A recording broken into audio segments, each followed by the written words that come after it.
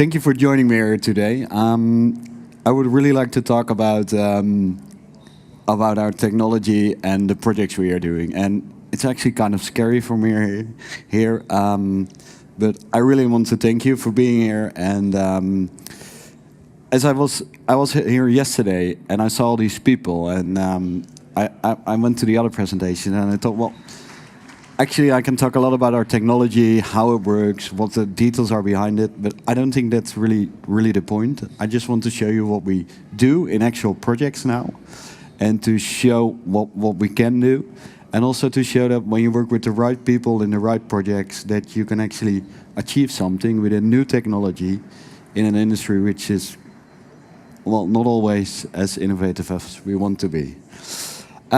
My background is I'm a trained facade engineer, so I don't know anything about chemistry. I don't know anything about really technical details, but I know something about how a facade works. And before I go into the projects, I want to give you a bit of context of which company I work for Merck Window Technologies. And I want to tell you a bit about our product, so you see the context of the product in the projects. So Merck Window Technology is part of Merck. Merck is a big science and innovation company. We have around 50,000 people in the world, and we do around 10 billion of sales a year. We do a lot of different things, and 80 people in this company are working on Eyrise, liquid crystal windows. And this company was acquired 5 years ago. It was a spin out of the Technical University in Eindhoven. And around that time I joined. And at that point in time we had a small pilot plant, and we started working on R&D scale on projects. So a bit of context about the product. So how does it work? It's actually based on liquid crystal technology. So it's bright outside. The molecules change their direction, and the facade should go dark.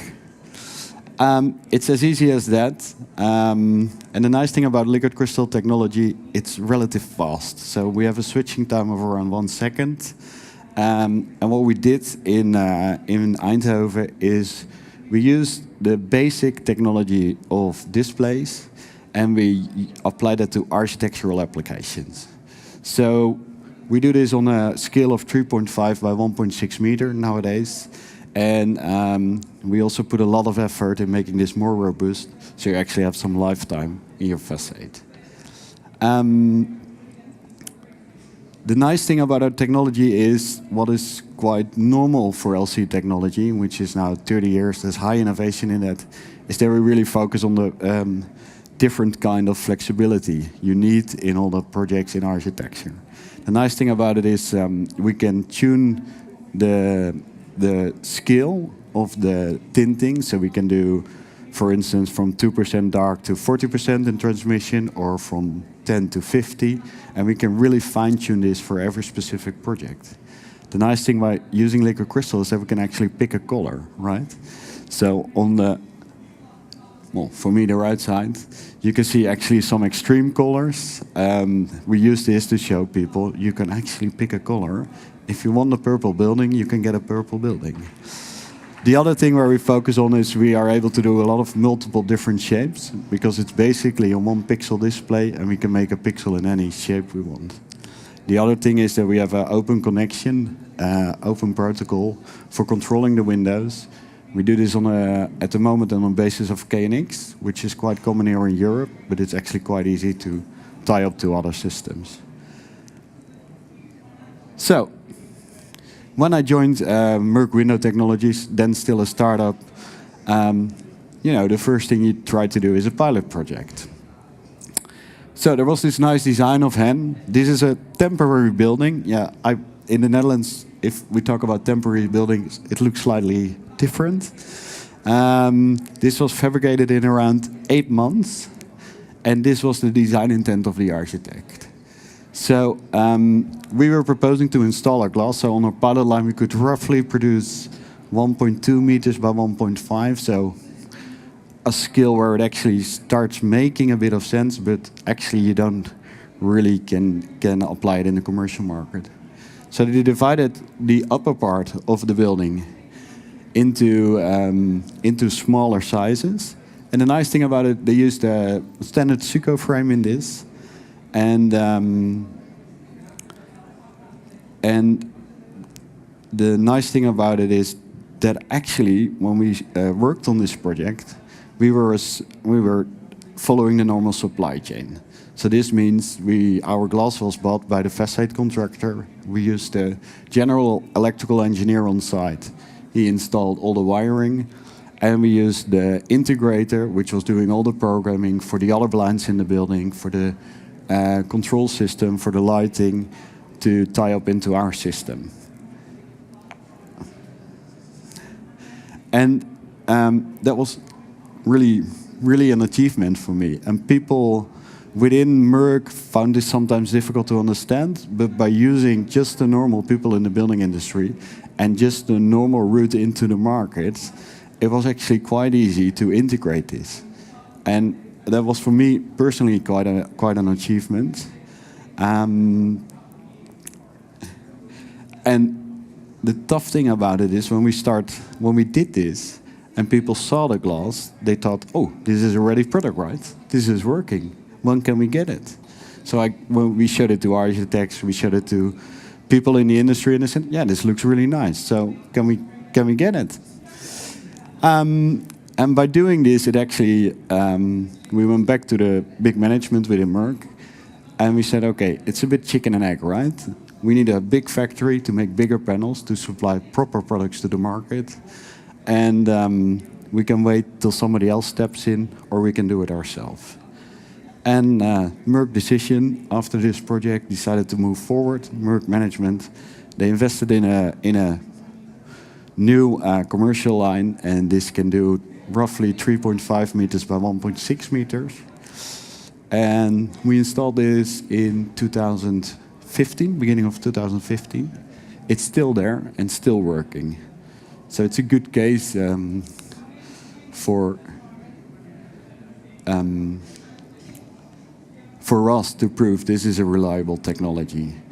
The nice thing is that, you know, it switches instantly. So then we started thinking, we make an investment, and okay, you need projects to fill the pipeline, right? So actually, when the management decided to make this investment, there was already a new building on the campus in Darmstadt for Merck being constructed. This was the E65 building at Merck campus, and this uses a common stucco system. It's 3 meters by 1.2 in height, and we thought, okay, 2.5 years ago, we used this. So we went through the design process, and Carvers and partners did a calculation for the project, so the normal MEP engineer. And they started looking at our technology, what we could deliver on the performance, and they done a calculation in the rooms. And what they basically do, according to the DIN standard, is they calculate each hour of the year when the room is used, what the temperature should be. And the nice thing, actually, when we started using our technology instead of the internal blinds, the amount of ventilation going into the room went from a 5-fold to a 2-fold. And this is for this specific project, we reached a value of 10% to 47%, and we use a U value of 1.0. So actually, the internal pitch was always, we need a project to start with, and we need something at least to have in a pipeline which we can leverage. But actually, when they started looking in the design to it, it actually made a lot of sense. So this was the concept, of course, right? So this should be the first project. You have a bit of time to deliver this. And it's now under construction. And it's actually the 5th project we are going to install, because there were other projects which were pushed way before, and we were able to deliver to other projects before. So, about the next one. And this is for me a really interesting one, personally. This is 3M in Rueschlicon. It are roughly 60 IGUs. It's roof glazing. It's above an atrium. And why it is for me interesting is I think we talked to the people roughly, I would say, end of 2018. End of 2018. There was smartglass specified, nothing specific. Of no specific manufacturer, and we talked to the facade manufacturer, and they were looking for smart glass, and there was nobody to deliver in a short time frame. Their goal was to install end of June. That's now, right? And they said, we need somebody who can deliver this. And we looked at the project. It are 60 units, and we said, well, we might be able to do that. And then it becomes interesting, right? Because they're all basically slightly a different size. They're all trapezoidal. And in this specific project, we also have 4 openable windows. They had quite a tough performance specification on U values, so we use standard triple glazing. And this is where we are now. So this is a picture from last Monday, where they are installing the first glasses onto the roof, and they hope to close it in the next week. So, another project we worked on, and this is for me also quite interesting. This was actually the first project, the first commercial project we delivered. This is called Orkla City. It's in Norway. It's not a huge project. The project itself is huge, but the part we are doing is roughly 80 square meters. It are 28 IGUs we install there, and it's just in an area where there's I think it's a canteen, right? Behind, yeah. And the nice thing is, this came in via a facade contractor, so via normal route. So we worked together with the facade contractor on this, and they were looking for a certain performance spec. So we reach roughly 1.1 on a U value. This switches from 7% in transmission to 45%. And we have a G value from 0.12 to 0.31. And the nice thing is, when a project is installed, you can actually look at it, and I can show you the movies of what it actually does. This is looking from the inside, and it's always a bit more difficult to see on a big screen. But this is how we control it. In this case, actually, we have a delay in switching time. So in the control strategy, we don't switch it as instant as we want to give users a more friendly feeling of comfort. And if you look to this from the outside, then we have a nice neutral appearance, and it gets bright. And for the architect, the triggers to show transparency or not is something they use a lot. These are panels of 3.2 meters. Then I go to another project. This is FC Campus. And FC Campus came to us also roughly 2 years ago. And FC Campus is also quite a different project than I would expect when we did the investment, because it's roughly 2,000 square meters, well, 1,700 square meters. And there was a design intent, and it looks really blue. So when I talk about a product most of the times, and when I talk to architects, I talk about color neutrality, I talk about speed, and I talk about but here we have a design intent where they want blue glass. So that should be doable. If you want blue, then you can get blue. On the left side, you see one of the panels which we made as a mock-up, and it's a facetted shape. So, because it's not only the blue color, the size of it, but of course there's also quite some extreme shapes in the project. And that meant for them that using external blinds was actually quite difficult, and was also why they pushed into switchable glass. We started with this production beginning of this year, and we are now today installing, and we expect that it's completed in the third quarter of 2019 for the glass part. But then when you start looking at the specifications, it becomes slightly more complex, as always.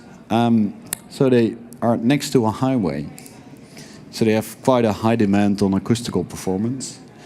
And we did some testing on acoustical performance, our standard CE testing. I said, yes, that's okay, but we want full-scale testing. Okay, if you want full-scale testing, customer, we can look at where we can do that. And this is actually one of the largest size units, 3.1 by 1.3. We went to the acoustical lab in TU Delft to get it tested. And the most trouble it is actually getting the panel into the test facility. It's not about doing the actual test, but getting the test set up. And we achieve here 48 dB, -1, -4. And our customer was aiming at 45, so we have quite a gain there. Then, of course, in some regions in Germany, there are birds which fly into slightly reflective glazing. So there was also a demand of bird protection, and we solved this in this project by using a standardized screen print, which is approved by the local government, and this makes sure that the bird don't hit the glass. Also, there was a G-value set by the contract to go to 0.12 and a certain U-value they needed to achieve. And by looking at this lower G-value and the U-value achievable together with the color, we came in the end to these kind of specifications. And where we are now today is they installed last 2 weeks ago the first 8 panels. And they are now installing the rest. There are roughly 552 panels, so it will take a while before everything is installed. And yeah, it's blue. And then I get to the last project I wanted to talk about, and that's the Kiro canteen. And the Kiro canteen is a design by Oscar Niemeyer.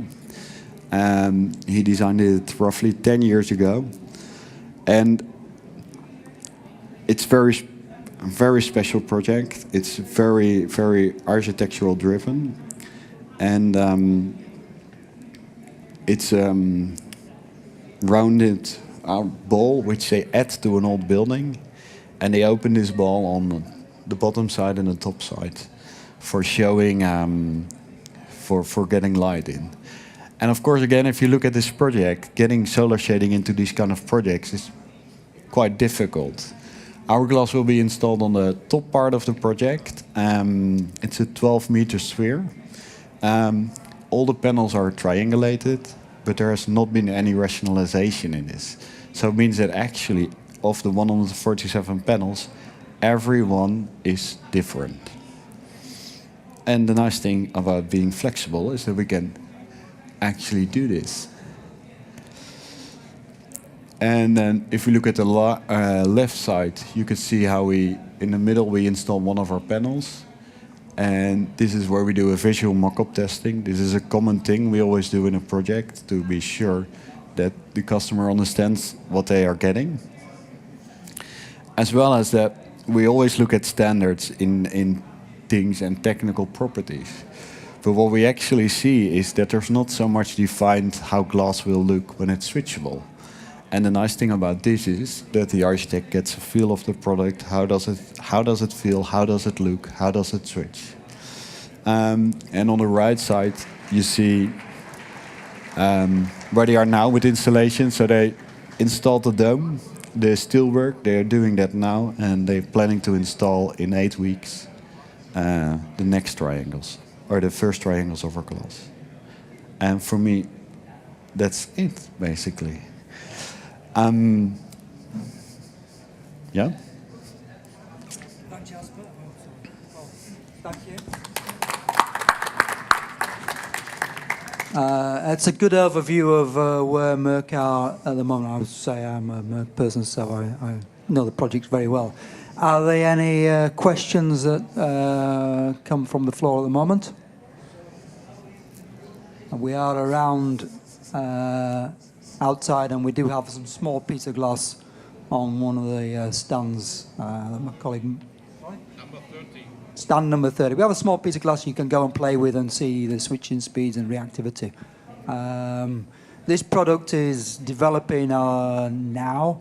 You know, we obviously got projects being built, but actually the technology will allow a lot more changes as we take on board more ideas from the design community. So it's a design-driven solution to dynamic glass, which for me as an architect is really interesting because we don't know where this technology is going, and we'll be driven by the architectural community. So thanks for listening. Sorry? Yep. Yeah, so I think you told me it uses 2 watt peaks per square meter. Yeah, depending on where the state it is. Yeah, so and 2 watts a square meter That's roughly. it. Yeah. And do you have numbers on what the average time of using that electricity is per day? Yeah, that really depends on the climate you're in and the Yeah. switching strategy. So the easiest way to save a bit of power is to switch them off in the night, which will save you half of the power. But what we actually see is that the control systems behind it, so the way to control it uses basically more power nowadays than the actual windows. Yeah. Yeah, and we yeah, so it's really project specific. Okay, thank you. Hi there, did you like what you just saw? If you did, why not like the video? Drop us a comment below, as well as share the video with others, since GPD is all about sharing. And to receive more videos in future, subscribe and don't forget to click the bell icon for notifications. Ciao!